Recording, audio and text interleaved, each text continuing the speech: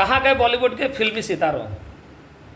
सेना की वर्दी मेडल लगाकर फिल्में बनाते हो, पब्लिक की सहानुभूतियाँ बटोरते हो और बदले में ढेर सारा पैसा भी छाप लेते हो। लेकिन जब असल में युद्ध चल रहा है, बॉर्डर पर हमारे देश का नौजवान बम बारूद के बीच सिर्फ हमारी खातिर अपनी जान दांव पर लगा रहा है, तब तुम कहाँ मुँह छुपा रहे हो?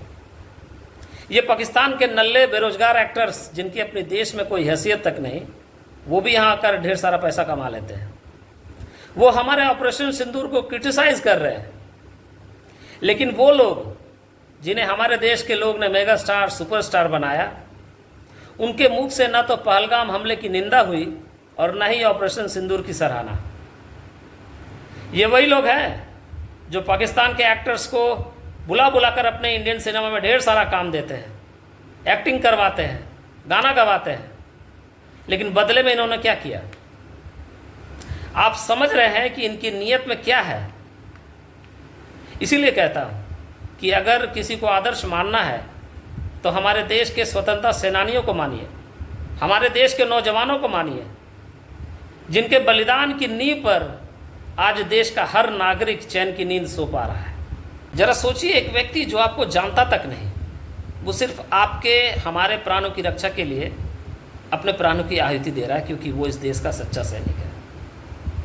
तब क्यों ना हम भी इन भांड कलाकारों की फिल्मों में अपने पैसे, अपना समय बर्बाद न कर वही पैसे अगर इंडियन आर्मी को डोनेट करें, तो कई सारे राफेल सुदर्शन चक्र आएंगे, जिससे न सिर्फ हमारा इंडियन आर्मी मजबूत होगा, बल्कि हमारा देश भी मजबूत होगा। नमन कीजिए हमारे भारतीय सैनिकों का और सवाल पूछिए उनसे जिन्होंने अब तक पहलगाम हमले पर अपनी चुप्पी साधे रखी है। मुझे पता है कि मेरी हैसियत इन सुपरस्टार्स के सामने कुछ भी नहीं, लेकिन कम से कम खुद पर फक्र तो है कि मैं पूरी ईमानदारी से अपने देश के साथ खड़ा हूँ। यार, ये हमारे फौजी भी ना बड़े कमाल के होते हैं, जो अपने जेब के छोटे बटुए में पूरा परिवार और अपने दिल में पूरा हिंदुस्तान समेटे रखते हैं।